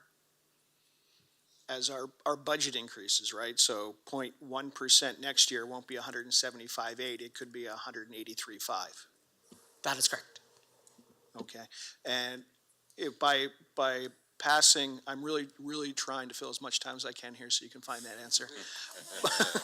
By It's going to take them longer if you keep asking them questions. It is, I know. So what I'm saying though is ultimately, if we hold this year and renew it next year, over 10 years, we would actually have more money.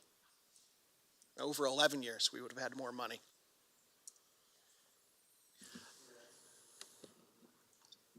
So you filled enough time? Yeah. 1,935,000. And we're adding 700 to that this year for 2.6. Okay, thank you very much. Councillor Finn? Well, Councillor Thompson just took part of my question. In addition to that new build, did we not dedicate money to a new arena if it was required? And if so, what's that reserve at?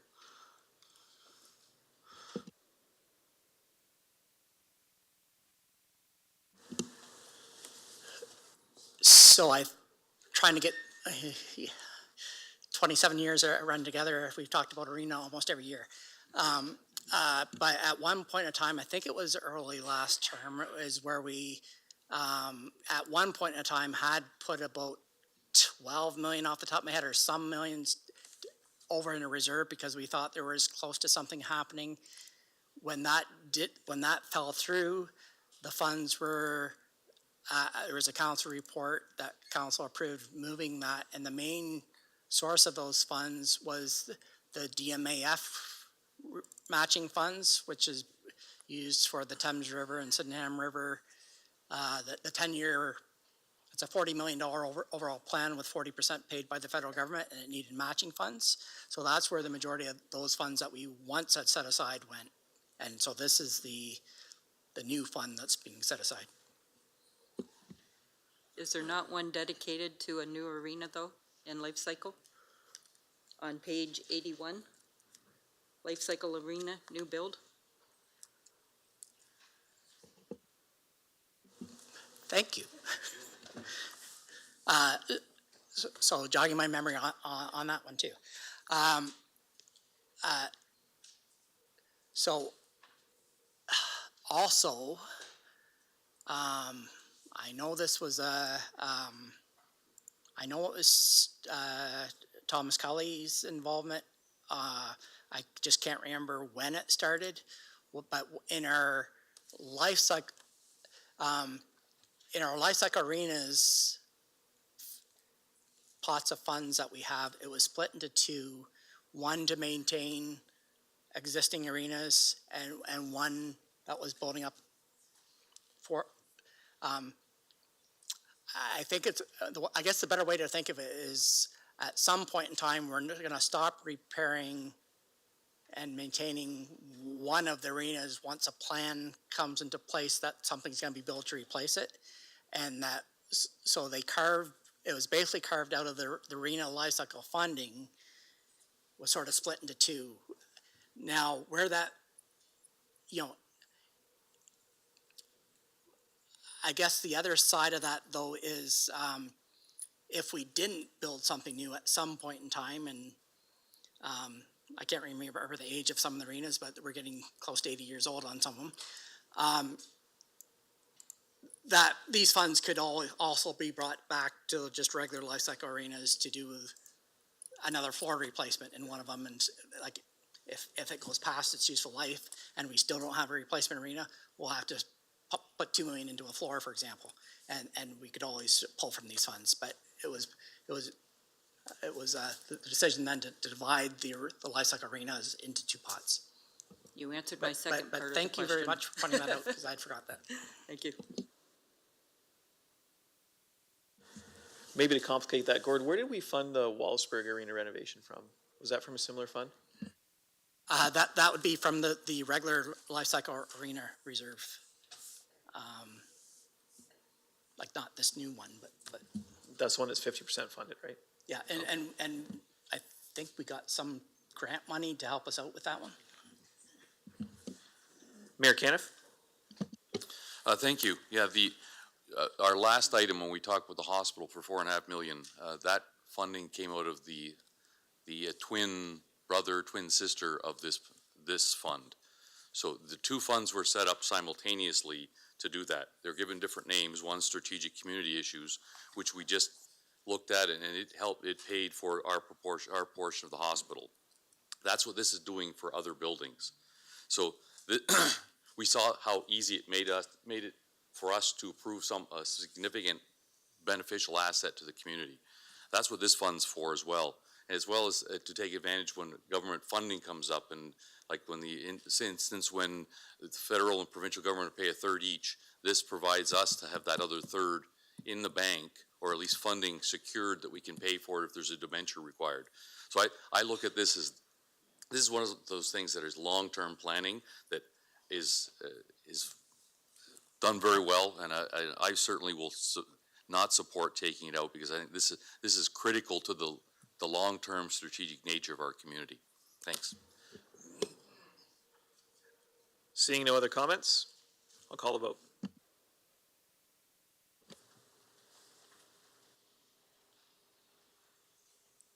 All votes are in, motion fails 7-10. Councillor Pincinel, I believe you had one more motion. Actually, it was 419, so I'll just save my breath.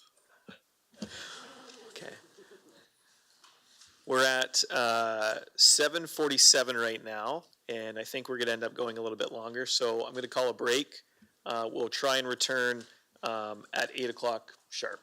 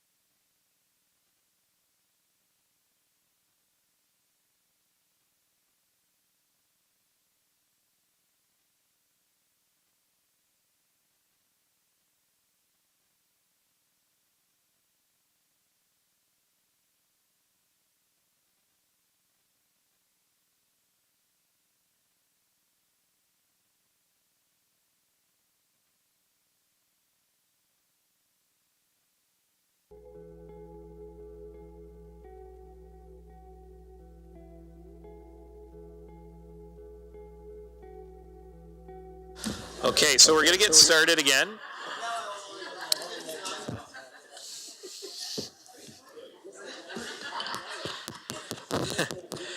And just before we move to any motions, we're gonna have a recap of.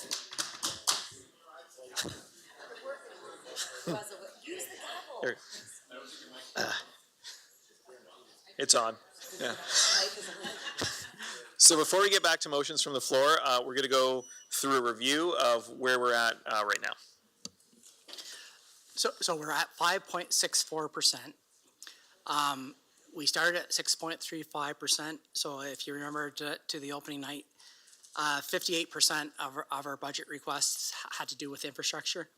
That has been trimmed back some. So I haven't done. I didn't do the math, but that's down to we have made some cuts off of life cycle inflation, and so about half the budget increase is. Approximately half of the budget increase is still related to infrastructure. We still had to deal with the provincial downloading. That was 0.51%. Maintaining existing services that are 0.61%. And then there's been some adjustments to the business cases. But we'll be able to summarize that and email it out more exactly where it ended up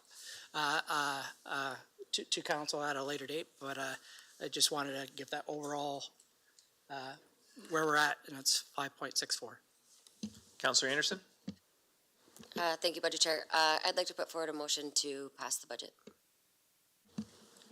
Seconded by Councillor Story. Any questions or comments? Seeing none, I'll call the vote.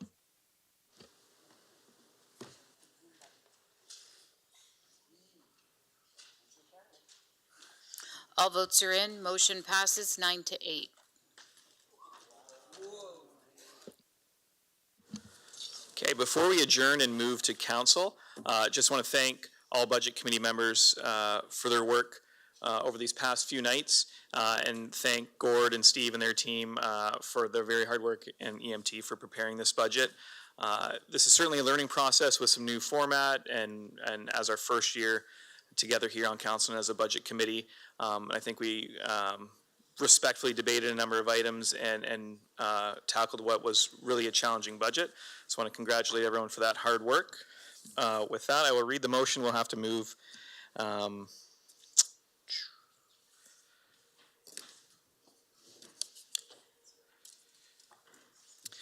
So we'll move that we adjourn budget deliberations. I need a mover and a seconder. Moved by Councillor Finn, second by Councillor McGregor.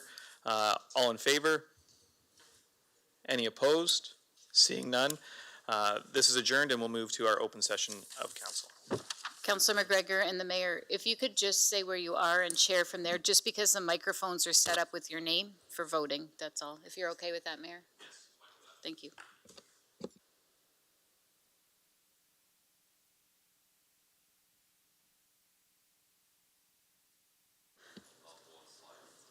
We have the motion on the screen, if that's helpful. We don't have to do the land acknowledgement if that's Okay, so we'll call order an open session of council. The motion on the floor is, as we see up there. Can I get a mover and a seconder, please? Councillor Anderson and Councillor Story, thank you. Any questions? Councillor Scotchy? Thanks, Mayor Kerr. Just a point of order. Generally speaking, before, did we not just say, does anybody ever have any other motions or is that because there was a motion on the floor? Just looking for clarification. Maybe. Yep. So we're back to council, but I'll answer the budget questions. So we're open to motions to the floor. That motion can be anything. So that could be a motion to accept the budget, could be another motion on a budget item, and then that motion can be voted on and passed at that point. So the opportunity to speak about that too, once we had that motion, we asked for any questions. So if someone wanted to mention that they, if it failed, they'd have something else that they were interested in, that's the time we do that, certainly. So okay. The floor is open for any motions, and that's why we accepted Councillor Anderson's motion and vote on it. Seeing no other questions, we'll put this to vote.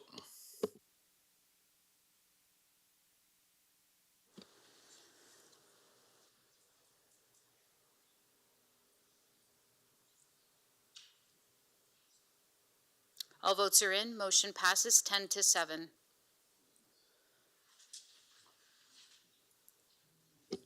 Can I get a motion to adjourn? Oh, Mr. Mayor, there is another motion coming to the floor, as Gord had indicated, Oh, with regards yes. to the. Gord? I think there's two more coming.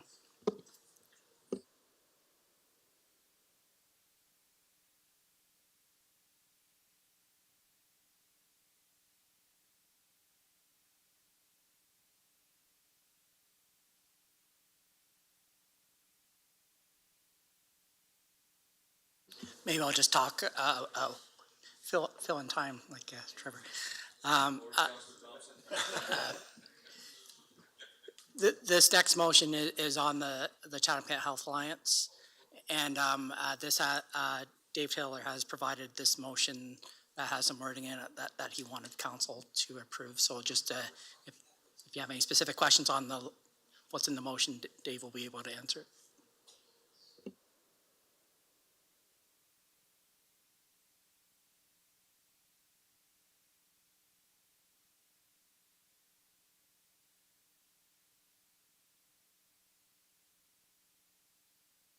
Okay, council, so you see the motion on the floor, and we'll get that into the system for voting.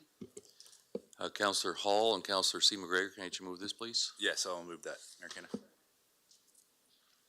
Any questions? Seeing none, we'll put it to vote.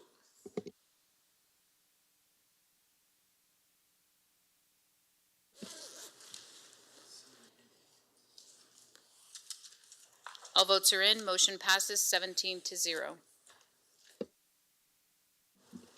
And there's a third motion that will come up in a second. It's if you recall, recently in previous budgets, we dealt with the capital budget on a regular Monday night in council.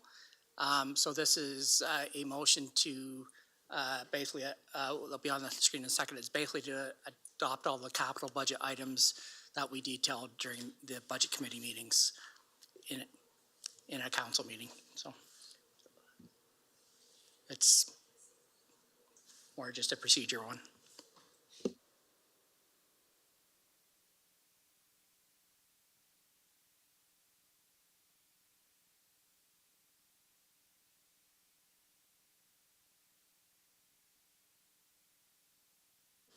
And Mr. Mayor, it's on the screen now for mover and seconder. Can I get a mover and a seconder for this, please? Councillor Finn and seconded by Councillor Allen. Any questions? Seeing none, we'll put it to vote.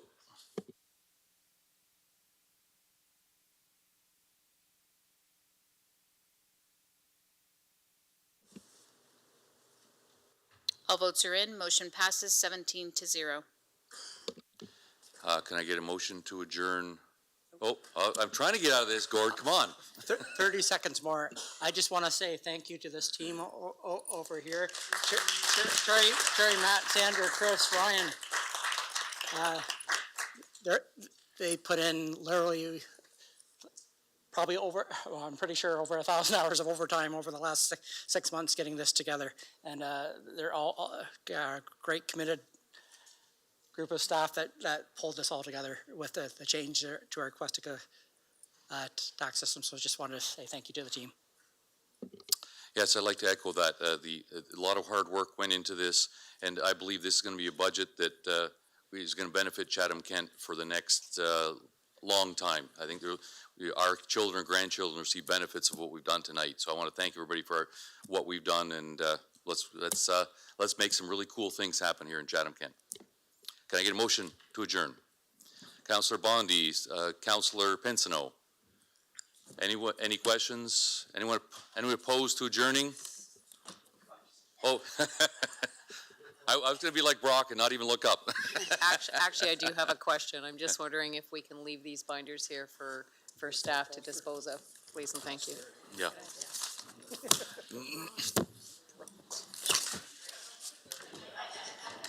Council adjourned. Thank you, everyone.